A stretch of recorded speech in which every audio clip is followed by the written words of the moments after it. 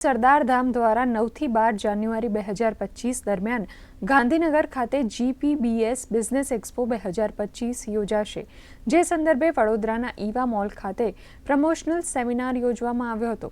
ગાંધીનગર ખાતે યોજાનાર એક્સપો 1 લાખથી વધુ સ્ક્વેર મીટર વિસ્તારમાં યોજાશે, જેમાં 1600થી વધુ કંપનીઓ પોતાના બિઝનેસનું પ્રતિનિધિત્વ કરશે।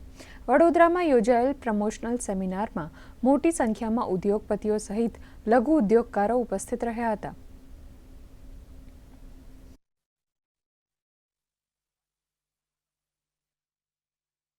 કે 2025માં હેલીપેડ ગ્રાઉન્ડ ગાંધીનગર ખાતે અમે એક એક્સપો કરી રહ્યા છે અને એમાં અત્યાર સુધી જે કંઈક અમે બધા એક્સપો કર્યા એનાથી પણ ચડિયો એક્સપો આ વખતે હેલીપેડ ગ્રાઉન્ડમાં થવાનો છે અને લગભગ અમારી દ્રષ્ટિએ 1200થી 1500 સ્ટોલનું આયોજન થશે અને એમાં થોડી ઘણી સબસિડી સરકાર તરફથી MSME તરફથી મળે છે।